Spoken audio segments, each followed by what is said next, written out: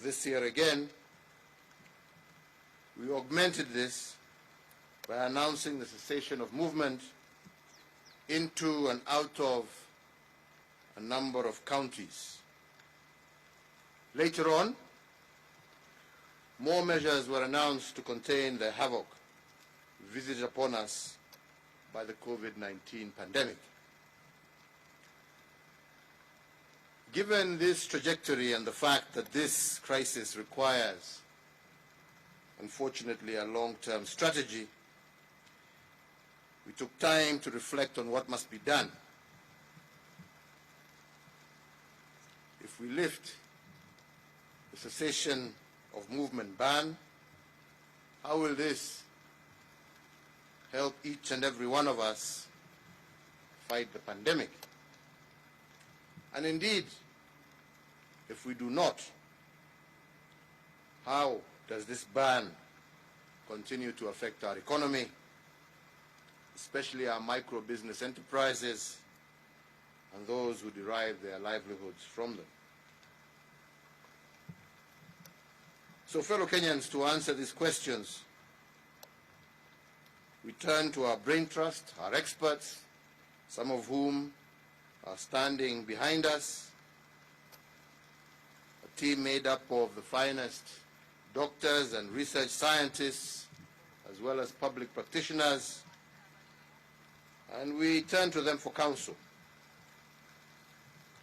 And it must be admitted that opinion was divided on how we are to advance against this virus. Some, myself included, wanted us to open up now. That was and is still my desire. I know we all want to open up at the earliest opportunity and get our economy going. Me more so, as Kenya, as you all know, was recently ranked the third largest economy in sub-Saharan Africa. But others held a contrary position, and they were borrowing from history, scientific modeling, and also current experiences the world over to argue against mass reopening at this stage. Therefore, with these two viewpoints on the table, we must accept that we're not dealing with a right and a wrong opinion. We are caught in between two rights. Those who want to open are right, and those opposed to opening are also right. And this clash of two rights placed us on the horns of dilemma. In the absence of scientific consensus amongst experts in the medical, research, and public sectors, I asked for some scenarios. I wanted to know the worst-case scenario and the best options that are available to us in order to contain the disease without affecting the economy irreversibly. I wanted these scenarios built around raw facts, because we have decided as a country to combat this pandemic in an open and transparent manner. Fellow Kenyans, we must speak truth to each other. Had we not taken the stringent measures that we did in March of 2020, the rate of infections in Kenya would have peaked to 800,000 people by July 30th of this year. And if, as we have seen is the case, that one infected person has the potential to infect two people, this number would have hit 2.4 million people in 21 days. By the end of August this year, had we not taken the actions that we have taken, approximately 75,000 Kenyans would have lost their lives from this virus. But because we took interventions early, we have recorded only 2,600 infections with 83 deaths. So therefore, fellow Kenyans, if this is the worst case scenario, we wanted to know what the other scenarios look like.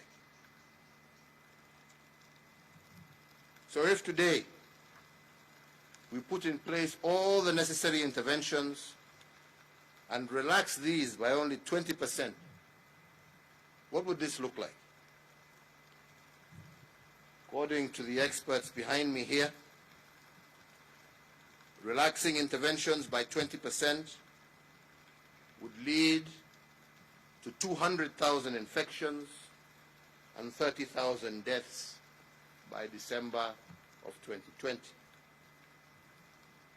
Further, if we relax the interventions by 40%, the infections will peak in November with 300,000 infections and 40,000 deaths. If we were to go even further and relax them by 60%, the pandemic will peak in October with 450,000 infections and 45,000 deaths. Although these projections are generated by a model, our experts have shown us hard evidence suggesting that countries which opened up without proper protocols also experienced serious waves or secondary waves of infections. Spike of infections were, for instance, experienced when religious gatherings were allowed in South Korea, Pakistan, and Malaysia. So if this is our new reality, and we face the dilemma of easing restrictions or continuing with them, the question then is, what must we do as a country? What is our irreducible minimum for reopening the country? What is the threshold below which we cannot go? Once again, according to the professionals with us here, the irreducible minimum for lifting restrictions has three thresholds. One, to open up, the infections must be contained and the number of infections and deaths must be headed downwards. This is currently not the case in our country. Two, our healthcare system must be prepared sufficiently to take on a surge in infections. It must not be overwhelmed at any one point during this pandemic. Access to testing, isolation, and quarantine must be a bare minimum in our health facilities. This is not currently the case. Three, the capacity for surveillance and contact tracing must also be fully in place across the country. So the question then we must all ponder together, fellow Kenyans, is whether we have met this threshold or these three thresholds in order to lift the restrictions. Have the cases, as I have said, of infections taken a downward turn, for instance? The answer is definitely no. We are seeing an increase Have we met the second minimum of prepared health systems with isolation? Again, as I said, the answer is no. And I just give two examples. Siaya County has only a 10-bed isolation facility, and already they have admitted 9 COVID patients from only one incident. Similarly, Busia County has a 34-bed isolation facility, and 2 days ago that facility was full. So fellow Kenyans, if there is a surge in infections in just these 2 counties, the healthcare system will most definitely be overwhelmed. So the hard question to pose here is whether Kenyans are prepared to nurse COVID-19 patients in their homes if our healthcare system cannot handle the numbers. Are they prepared to expose their children, to expose the elderly to COVID-19 patients in the close proximity of home? And yes, we have dispersed Kenya shillings 5 billion to the counties in order to assist them increase their healthcare capacity in view of this pandemic. But to build the necessary health infrastructure for such an undertaking requires time. We must get ahead of this pandemic by creating lead time.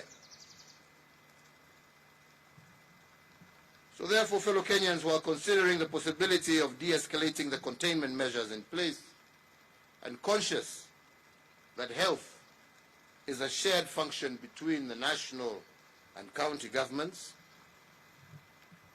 I have convened today an extraordinary session of the National and County Government Coordinating Summit on Wednesday, the 10th day of June, to consider the following salient matters.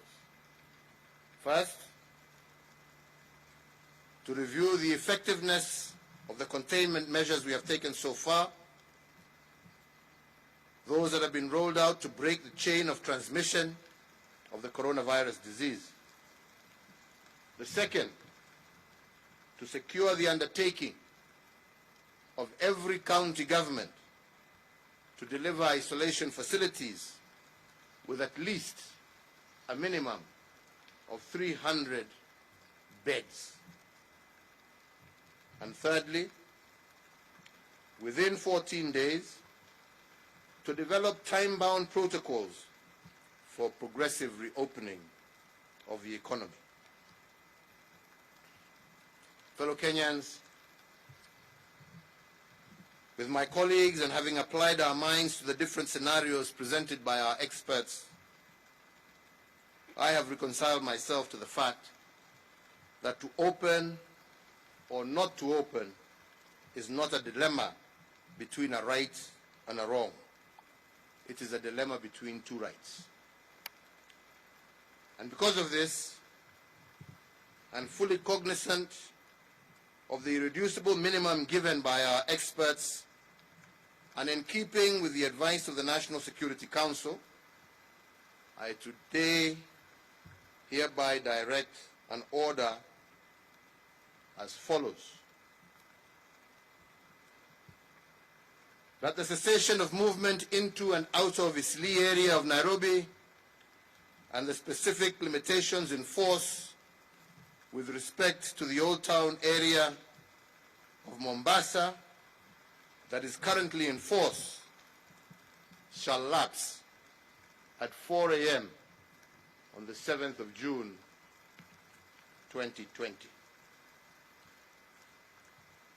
That in view of the successful containment of the disease in the counties of Kilifi and Kwale, the cessation of movement into and out of the two counties that is currently in force shall also lapse at 4 a.m. on the 7th of June 2020. 3, that following stakeholders' consultations in the education sector, the Ministry of Education, jointly with the Ministry of Health, issue and publicize guidelines on a gradual and progressive return to normalcy in the education sector by the third term, that is, from the 1st of September 2020. Further, that the Ministry of Education shall announce the new school calendar by the middle of August. As you are aware, on Madaraka Day, I did direct that the Ministry of Interior, the Ministry of Health, hold consultations with interfaith and religious organizations. So today, we state that following these consultations, within 7 days of today, the Ministries of Interior and Health will constitute an interfaith council to work out modalities and protocols of reopening of our places of worship. 5, that in the meantime, the ban on all forms of gatherings, including but not limited to political gatherings, social gatherings, including bars, be and is hereby extended for a further 30 days. That due to the evolving nature of the disease globally, international travel restrictions are hereby extended. In the meantime, the Ministry of Transport is directed within 7 days from the date hereof to engage all key stakeholders and develop protocols and guide resumption of local air travel. That due to the increase in patterns of infections, the cessation of movement into and out of the Nairobi metropolitan area, Mombasa, and Mandera be further extended by 30 days. That the nationwide dusk to dawn curfew, currently in force until today, the 6th of June 2020, is extended for a further 30 days. However, the commencement time for the same shall be varied from 7 p.m. to 9 p.m., with the end time for the same being varied from 5 a.m. to 4 a.m.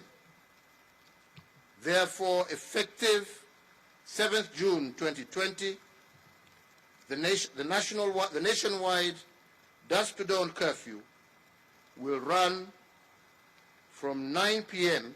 in the evening to 4 o'clock or 4 a.m. in the morning. This variation should enable Kenyans to have a full workday schedule. Fellow Kenyans, recognizing the negative impact of the COVID-19 is not limited to healthcare. As I have said before, my administration has made targeted interventions to protect our economy. At the onset of the pandemic, my administration injected 216 billion back into the economy through tax refunds, rebates and waivers. In our second phase, we have further rolled out 53.7 billion under an 8-point stimulus package to reinvigorate our economy. Each week, the government is distributing approximately 300 million shillings a week to the most vulnerable members of our society, on top of Kazi Mitaani, which is also being extended to cover more counties. Also on Madaraka Day, I did announce that a further Kenya shillings 2 billion would be injected into the hospitality industry to cushion those in that industry from the effects of this pandemic, and modalities of how these resources will be shared are to be released next week, with priority given to ensuring that our workers in this sector are assisted to retain their jobs. Finally, I wish to assure each and every Kenyan that I shall do all that is necessary to limit the negative effects of COVID-19 on our people, our economy, and our way of life. Rest assured that my administration will continue to work to restore our lost livelihoods, our lost opportunities, and our lost wealth. As I have said before, I continue to call upon all Kenyans, particularly landlords and employers, to put people before profits during these testing times. Permit me to close by saying what I have always said, that this disease is beatable if we work together. Listen to and apply the regulations, the guidelines and protocols issued by the Ministry of Health, and let us all keep our eyes on slaying the enemy. Thank you, God bless you, and God bless Kenya. I'll take 2 questions, and then I will leave the experts who have been advising us to continue with the rest of the session. Good afternoon. Afternoon to my you. My name is Gashuri from Yes, Citizen Gashuri, TV. I know you. How are you, sir? I'm well, and you? Very well. Good. I'm sure you've seen the expectations, many of them from Kenyans who are hoping that you will do something to release them. But be it as it may, the main question is the question of sustenance, livelihoods.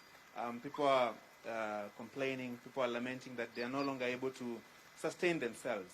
Is there a possibility of expanding the list of beneficiaries from the money that is being given every week to cover even those who are not initially listed among the most vulnerable, because there seems to be an enlarging group of people in dire need to sustain their livelihoods? Thank you. Like I said, in full recognition of what you have said, Gashuri, this is why we have been releasing, like I'm saying, approximately 300 million shillings. And this is over and above the 10 billion that we release every year. No, the 30 billion, sorry, that we release every year to the most vulnerable in our society. And I do agree with you that there are some sectors, especially the hospitality sectors, the hotels, the small restaurants, the bars, and so on and so forth, that have been closed, and a number of people in those areas have also been affected. That is why on Madaraka Day, we said that we are expanding that program by a further 2 billion shillings in order to be able to capture those people in those sectors, and to also ensure that we are cushioning them during this difficult time as we work towards reopening. But ultimately, we have no choice. We will do what we can to continue to support livelihoods. We recognize that that's where the challenge is. And we will do what we can to support all our citizens, especially those most affected.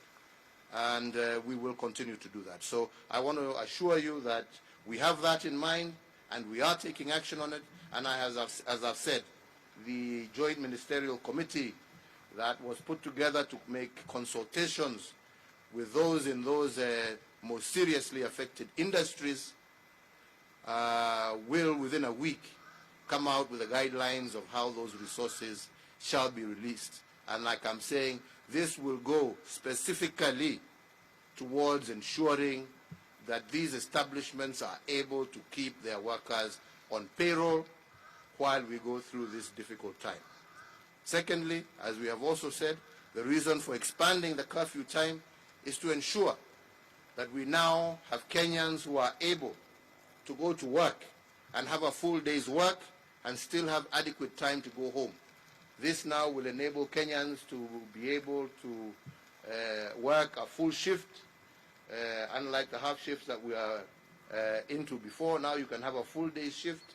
You can work from 8 to 5 and still be able to get home on time, thus expanding the number of working hours and therefore enabling more and more Kenyans to be able to resume their normal duties and activities in our economy.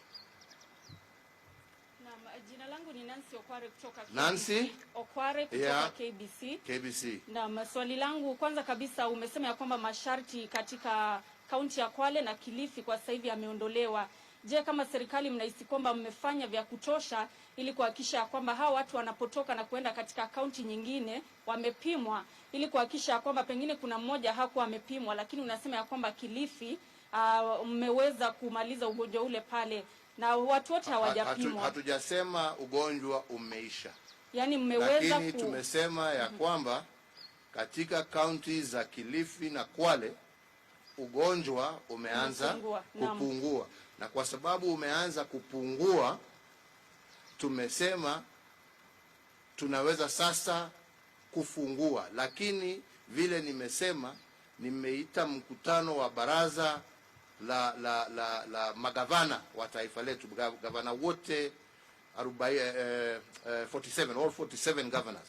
Nimeita huo mkutano on Wednesday kwa sababu mambo ya afya na vile tutatembea na vile tutaruhusu watu kutembea county to county, lazima magavana wawe on board. Lazima waweke mikakati, kila governor kwa county yake, ile itatumiwa wakati watu wanatembea. Watapima temperature namna gani, watajua wagonjwa ni wagapi. This is why tunataka kufanya hiyo program pamoja na wao, ndio tusaidiane, kwa sababu haja yetu ni kuhakikisha ya kwamba hatutoi ugonjwa kaunti moja kuupeleka kaunti nyingine. Na ndipo unasikia tukisema kama ni hapa kwetu Nairobi, sasa pale tuko hapa ugonjwa unaenda juu. Tukiufungua hapa, na hakuna inchi ambaye imefungua wakati ugonjwa unapanda. Na kwa kaunti yetu ya Nairobi sasa ugonjwa unapanda. Katika my states mbali sasa tunaona increased number of cases. Na ndipo tunasema Nairobi sio kama Kwale na Kilifi. Kwale na Kilifi ugonjwa umeanza kushuka. Hapa Nairobi unapanda. Na ndipo unaona tumefungua kule ambapo ugonjwa umeanza kuteremuka, na tumebakisha cessation kwa pahali ambapo ugonjwa bado unaendelea kwenda juu, kwa sababu hatutaki kueneza huu ugonjwa kwa kaunti zile zingine. Umesikia hapo nikisema hapo awali, tukifungua kabisa vile wengine labda wangependa tufanye. Kulikuwa tu kesi moja ambaye ilitoka hapa Nairobi ikaenda mpaka Siaya. Hiyo kesi moja imesababisha watu wengine 8 wapate ugonjwa. County ya Siaya wako na vitanda ya isolation 10 peke yake. Sasa jameni, tukifungua hivyo wengine wanataka tufanye, ugonjwa uendelee kuzidi Migori na Siaya, na hawana vitanda vya kutosha. Si hiyo ni kulazimisha wale ambao wako na ugonjwa sasa warudi manyumbani kwao. Wakirudi manyumbani kwao Hawa ni wazee wetu, wamama wetu na watoto wetu ambao pia wataambukizwa na hizo virusi. Na ndipo tumesema tunataka huu mkutano wa Wednesday, kwa sababu tayari tumeallocate bilioni 5 kwa kaunti zetu. Tunataka tukubaliane na wao ni mikakati gani wataweka, na tunasema ukitaka kaunti tufungue lazima uwe na a minimum capacity ya vitanda 300 zile ambazo zaweza kutumika ugonjwa ukipanda katika kaunti yako. Kwa sababu tukikataa kuweka hiyo mikakati, umesikia yale nimesema hapo, idadi ya wananchi ambao twaweza kuhatarisha maisha yao tusipoweka hii mikakati ambapo tunasema. Nimesema sana, haja yetu sio kuumiza Wakenya. Mimi mwenyewe nilikuwa nadhania ya kwamba tutafungua hata zaidi ya yale ambaye tumefanya hapa leo, lakini ni mjinga ambaye hasikizi kutoka wataalamu wake. Wataalamu wetu wametuambia kufungua ni makosa. Wataalamu wetu wametuambia kufungua ni kuhatarisha maisha ya Wakenya.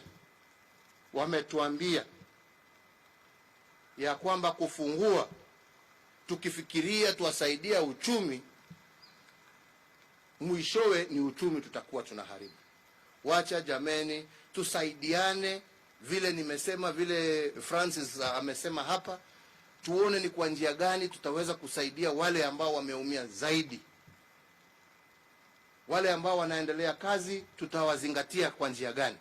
Wale wameumia zaidi tutafute mbinu zote ambazo tuko nazo za kuhakikisha ya kwamba tumewasaidia pahali ambapo walipo, lakini sio kuwapeleka pahali ambapo maisha yao yatakuwa hatarini. Na ndipo unasikia tukisema tumeconsult hata na wazazi, tumeconsult na walimu, tumeconsult na religious groups juu ya mashule, na wote wamekubali ya kwamba haistahili tufungue mashule yetu sasa, kwa sababu tukiyafungua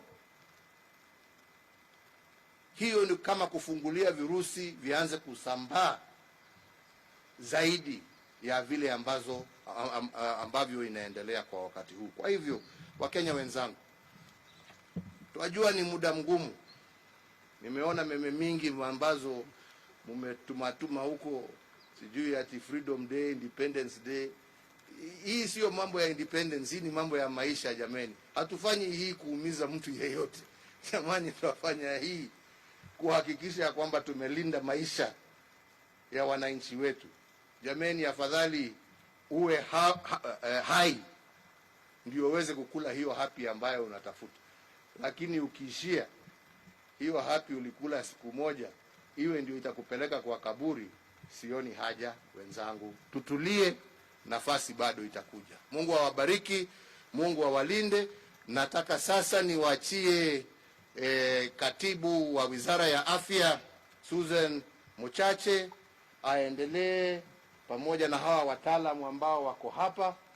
Dr. Amoth yuko hapa na wenzake. Hawa ndio wako na ujuzi. Sisi tumeshinda siku mzima tukiwauliza maswali na tumechukua yule mwito ambao wako nao. Sasa sijui nyinyi wengine labda pia mko na maswali kama sisi tulikuwa na maswali. Wako hapa waweze wawajibu. Yangu ni kuwauliza wenzangu wa Kenya, let us have patience, let us trust in God, we shall overcome, na tutashinda hii virusi na Kenya yetu itasonga mbele. Mungu awabariki nyote, Mungu awalinde. Asanteni sana.